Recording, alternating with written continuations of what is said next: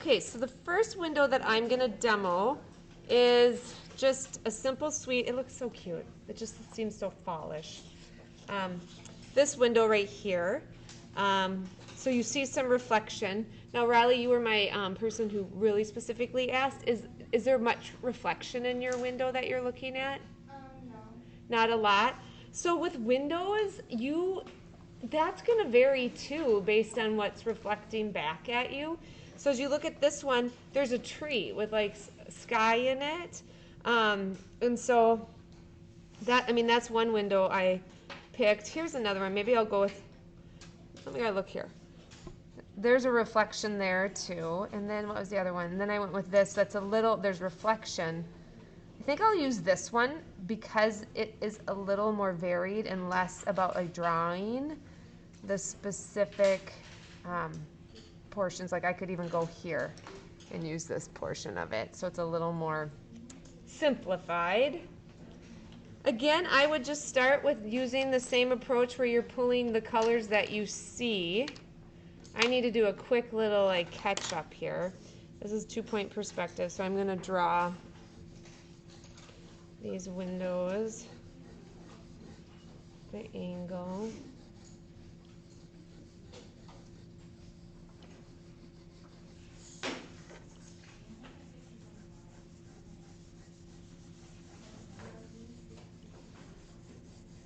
Oops.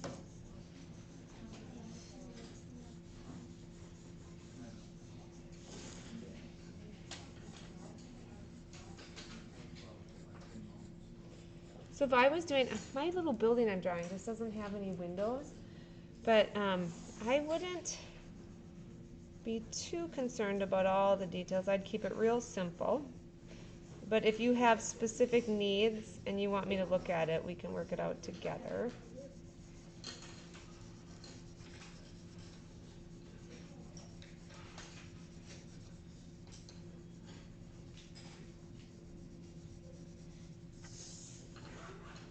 Right.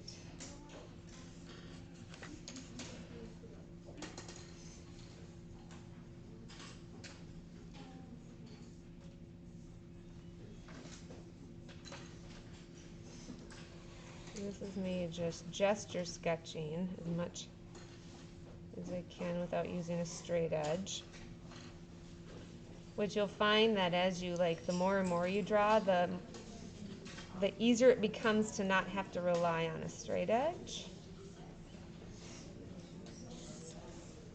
But you have to learn how to really hold your arm and hand. Right, and I got this happening here.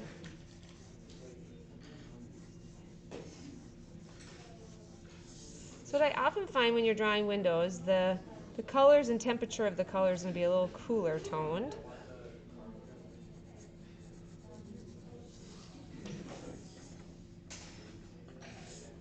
So I'm just kind of putting in my edges.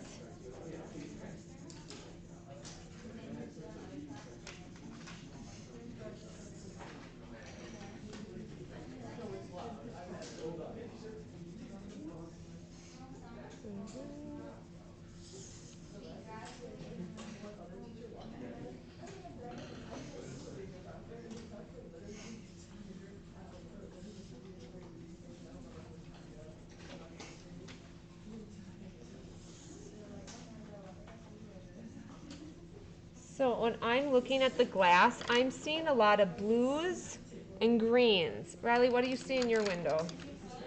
I don't know. You don't know the colors? They tend to be cooler toned in the reflections. So I'm grabbing my navy blue because that's going to be my darkest value.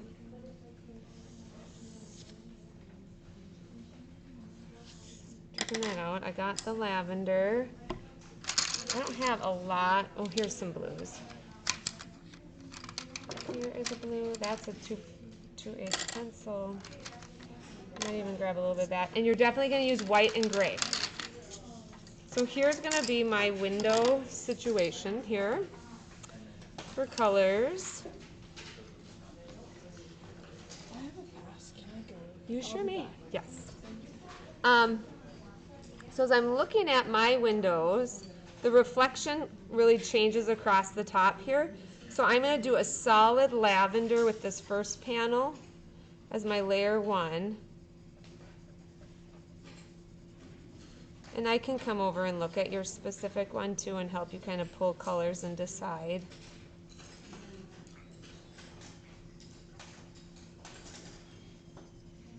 You know, your window might be reflecting the sky, it might be reflecting another building. It really can vary. I'm going to add navy blue or that indigo blue at the top here because there's like a dark shadow. I really find that this is the best color to create that darkest value, especially on black paper. I might even grab the dark brown too to tone the cool down, potentially.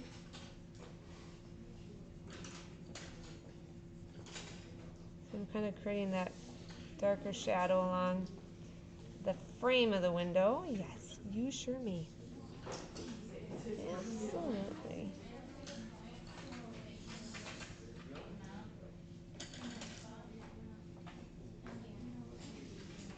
All right, so that first window, I feel very confident about putting lavender, and then kind of halfway down, it's got like something that's reflecting. So think like an abstract artist with your choices in the reflection of the windows. And then it's like gets a little bit lighter along the edge.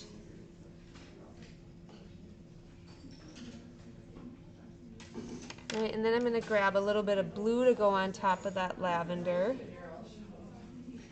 And then I'll end with white.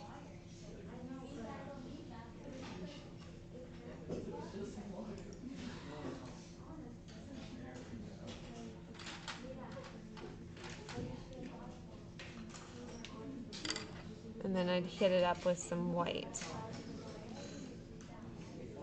I'm going to zoom in for this part so you can see how I'm making it look shiny. I'm going to just kind of create a little bit of a diagonal glare to it. So I'll kind of end on that note.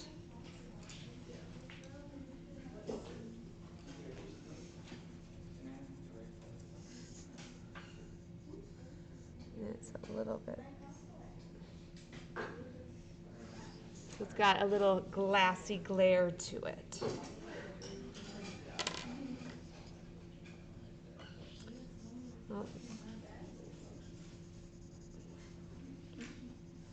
So to create some depth, you want to add a couple different kind of tones. So if you're doing a reflective glass, I'd recommend going with a lighter lilac lavender, then doing gray on top of it, and then adding blue and white to it. That really gives it that coolish, reflective appearance. This time there's a bit of a tree. Oops, I got a little too dark there. There we go, get the white to pop back. Looking for a dark green for the tree reflection. I'll probably mix it with, is there a dark green? Yeah, dark green. Might mix that with a little navy blue. So I'm just adding a little dark green onto the glass area.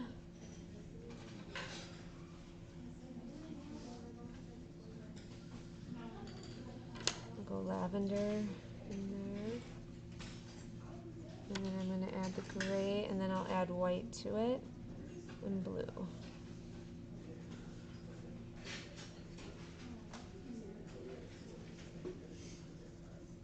Add a little navy blue into that darker value of the tree. Also, blue here.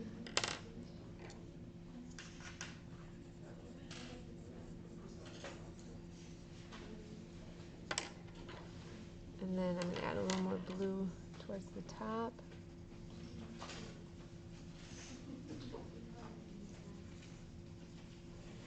And then I'll do a little glossy adding the white. So it gives that appearance of a window glare.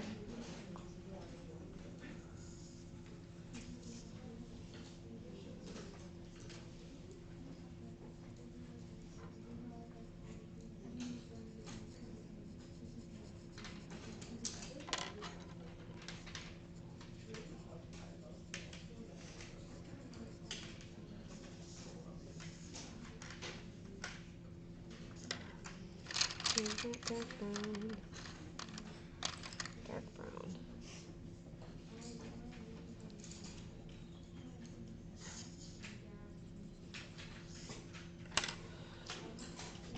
All right. So I find the trick for making it look glassy is almost doing like a diagonal, kind of running the white over the top of whatever other tones. And you have that go in the same direction of each glass panel so that it reads as the same material with the same light source hitting it and reflecting it. So that's how I created these types of windows. And it would be the same approach with even like a window that's like a simple residential window like that as well. Is you could, keep it simple and hit some diagonal lights or diagonal lines across the window. I just recommend using white at the end to give a little bit of that same angle of glare. All right, so that's my window demo, but if you've got a specific need about your window, call me over and we can kind of work it out. But I really recommend kind of going over whatever colors are required that are reflecting in your window to then go over it with a white kind of in that diagonal direction. It gives kind of that little reflective glare. All right, so there's some windows. Now when I go back over to my my drawing with wanting to do my foreground, I don't have any windows in my building. That would have been helpful, but I didn't. They don't put a lot of windows in their storage buildings. The Sami community. All right, here is where I'm at with doing I'm gonna do foreground. So some of you I talked to about this, like as you're getting closer to finishing, I want you to look at your overall composition and kind of ask yourself the question, like look at it from a distance and just take a moment to reflectively look. And is your eye telling you, oh, there's something I want to change? And then you should kind of dig into like, what is that and what can you do about it? But also, is there really a notable difference between your foreground, middle ground, and background? That would be another kind of question to specifically ask yourself. So my challenge is really getting my people in the foreground and my land that's in the foreground to really feel like it's the closest part of my composition. And then that's going to achieve that depth and the sense of space. So this is my area that I'm working with. I've got my reindeer, my people. I've got these fun bursts of like white flowers that I think I'll even carry it kind of across maybe I'll have it kind of dwindle down. And then I've got this rock and some tall grass, so I'm gonna really wanna make sure I've got details there.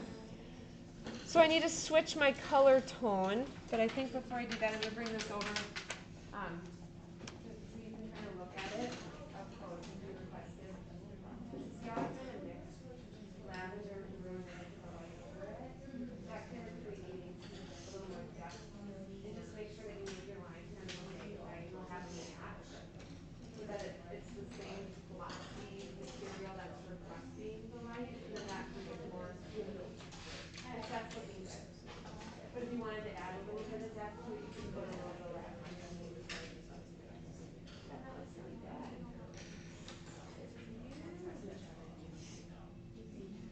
I would say, look at it from a distance. Is there anything that your eye is telling you, like, oh, I need to add more, I need to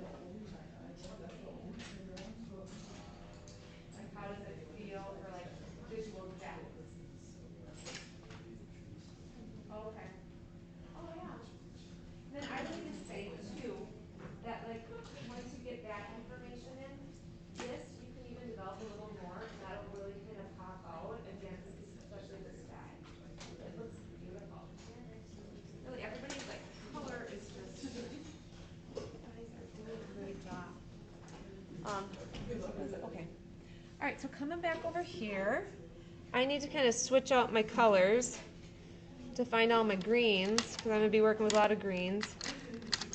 Chartreuse, I got to get my fun little legs. I think as I develop here, it'll give me more information on what I need to do more for my building so that it looks more complete. But I'm just pulling all of the colors that I believe I see. Dark greens. Of course, my navy blue or indigo blue, my dark brown. White will probably play in there, same with gray. And I bet, because I've got some stones, I'm going to use some lavender. And this is dark green. So I got lots of green options. And I'll have my blues hang tight. So I'm going to pick like a mid-green first to, actually, I'm going to address these like stilts this building is standing on by picking the mid color, which I would describe like a warm orangey yellow. So I'm just kind of putting that in so that my building isn't floating anymore. And then there's this middle one.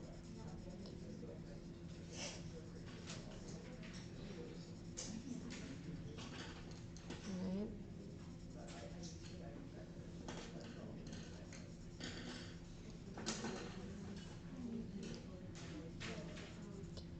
So here's how my building is standing. It's got these,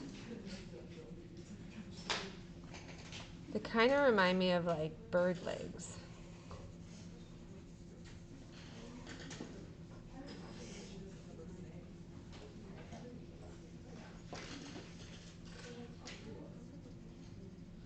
And now I have to kind of fill in some of this information that is floating around.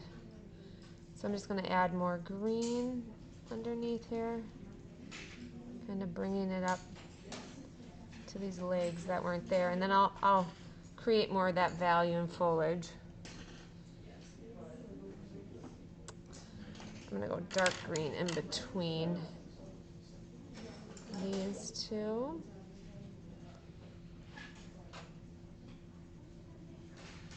Right.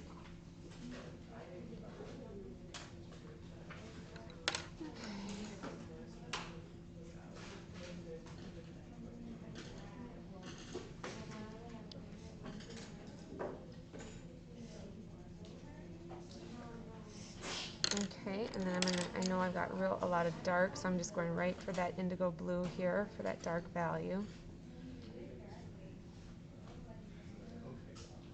All right, and then I'll kind of come back here and add more details. Now heading back to my legs, I'm going to put a shadow on one side and then a highlight on the other. That'll make it have a more three-dimensional appearance. And I'm using the gray to be my highlight for now. And I'll mix it with that warm color.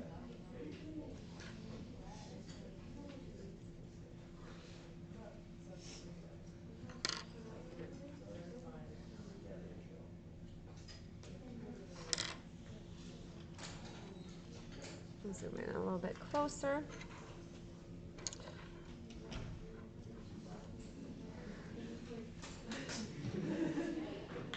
So, hitting up highlights again.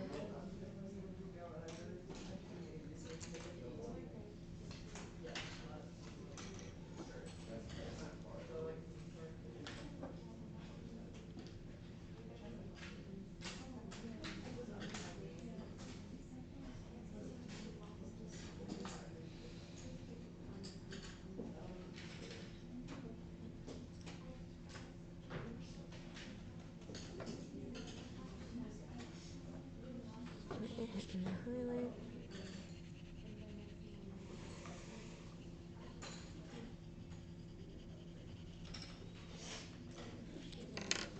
Grabbing the navy blue to build up some dark values and shadows.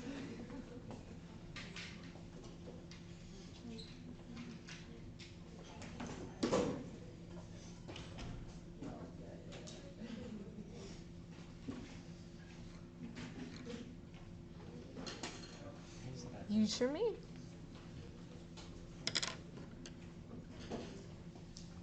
Alright. So I got those little stilt legs on my drawing now. So my building has kind of that unique feature. Now I'm going to put just like a solid layer of like a middle green for the ground around here, and I'll build up the texture. So using that formula again of like layer 1, light touch, pick a mid color, and then you can kind of work in the dark values and the highlights and the little details as you go. Kind of takes the mystery out of it. It's more like a formula to follow. I've got some parts where there's like this large like gray rock, so I'm leaving that to switch gears so it's not green that I'm putting down but gray.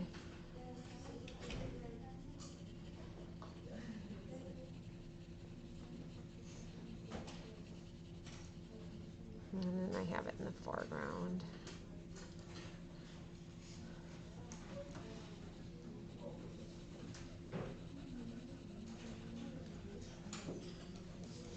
Just putting layer 1 down.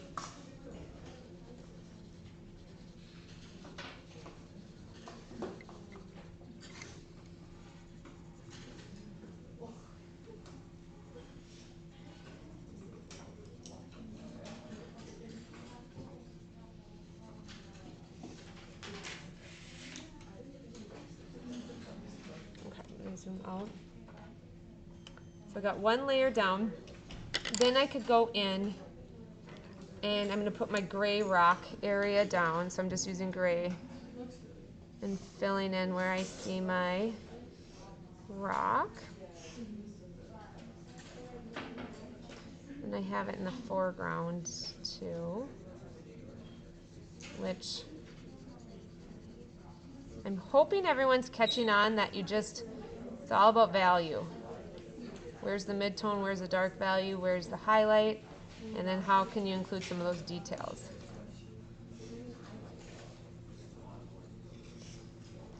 All right, so I got my rock area that I'm going to build up, fill in, so I can't see the texture of the paper. It's taking me a second to go over it. Kind of pushing and smushing it into the texture of the paper. I'm going to create a little definition there.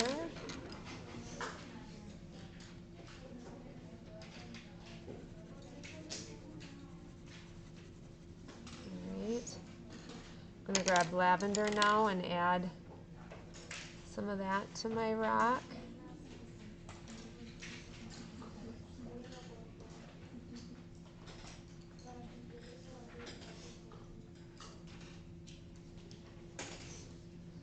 Especially if you're using, like you're having gray areas, you're going to see that there is a lot of like lavender in there. And then I'm going to add some darker value with my indigo blue into the rock area. And then to tone it down so it's not screaming bright blue, I'm going to go dark brown on top of the blue to create that dark value. The brown and blue are a good combo. And I'm going to use a little white to hit up some highlights. And I'm doing almost like a scumbling, like kind of moving my white colored pencil in a squiggly motion to create some rock texture. And then I can kind of work in that brown and navy blue, some areas to create some shadow.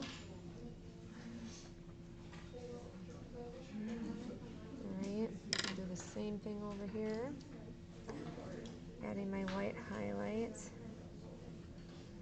Squiggly motion. Alright.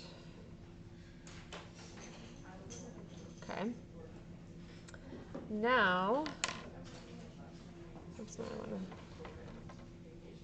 zoom out here, so I've got that rock, but I'm gonna cover it with more tall grass and some flowers. But I need to address behind my building here. I didn't really do much with that. So I'm going for a mid-green, which I don't want apple green. Grass green, I guess, is what we'll start with. So I'm just filling in this area behind the building. And I know I need to put more water and lake over there, but I'm just doing one quick layer. Filling it in.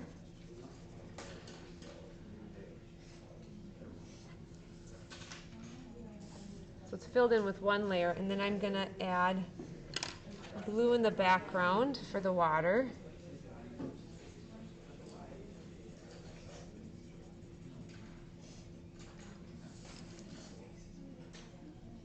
Right, trying to figure out. And then I'm gonna do some highlights here using gray in the water.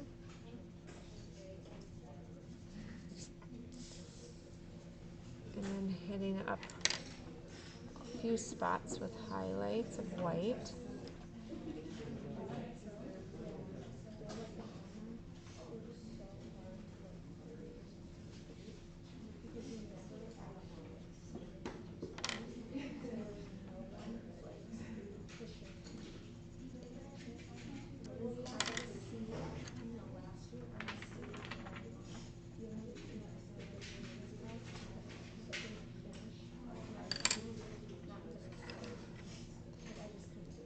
I'm just hitting some highlights here on the water.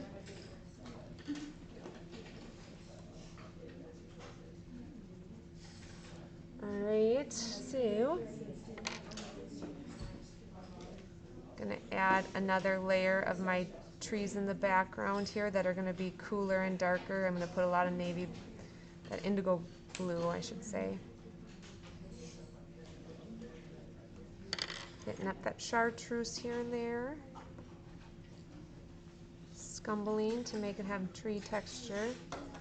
Grabbing my favorite, the Indigo Girl. I just said Indigo Girls, one of my favorite groups, but not necessarily a color.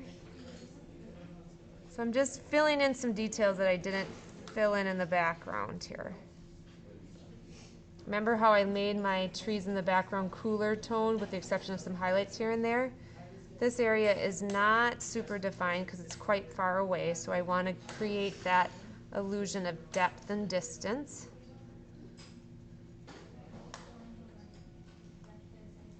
So I really hope that if you are needing help, you're going to ask for it. I'm going to walk around and kind of check in on each table. I haven't done my animals yet. I think I'll save that for tomorrow. I'm just kind of wondering what. I'm introducing project 3 tomorrow. Just introducing it. You can just kind of keep working as I show you a few images. Introduce you to some artists. There are some interesting kind of flowers in the foreground here, so I'm starting to kind of build that up on top. Oh, you can't see because I went off. So I'm building up some areas of where the flowers kind of overlap the stone. Getting some highlights happening in the background here. Loving the chartreuse. Gonna mix in some of this goldenrod. Going chartreuse again. Nope, this is lime peel.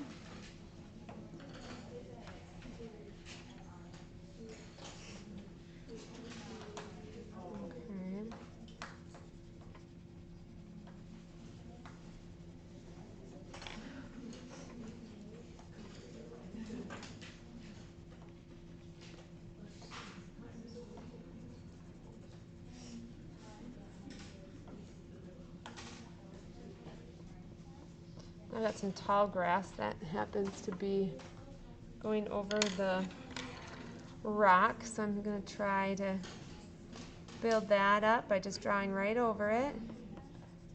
And I think I'll do, I'm gonna zoom in. This is in, so you can kind of see how I took like a warm contrasting color because it's like this like tall kind of warm brownish yellow grass. So I'm just kind of wisping it on there. And then I think what I'm gonna do is take the navy blue just to add some shadows here and there to highlight those wispy lines. Kind of makes them stand out a little more. And I might go with white for some little, like white polka dots. And then I might bring the goldenrod on top of that. I'm gonna do the same thing in these little flowers. I'm just doing the scumbling squiggles. And then I'm gonna grab that navy blue again. Accentuate the areas around these flowers, makes them kind of pop out. You sure can, Sammy. All right, and then adding some dark value there, hitting up the, and I could keep adding details. But I think I'm gonna stop so I can connect with anybody who may need help. So this is where I'm ending. I still need to add my people in the foreground, but I'm starting to put some fun details up front. All right. Yes, maybe I'll be right over there. Let me just stop my video. That's probably the only person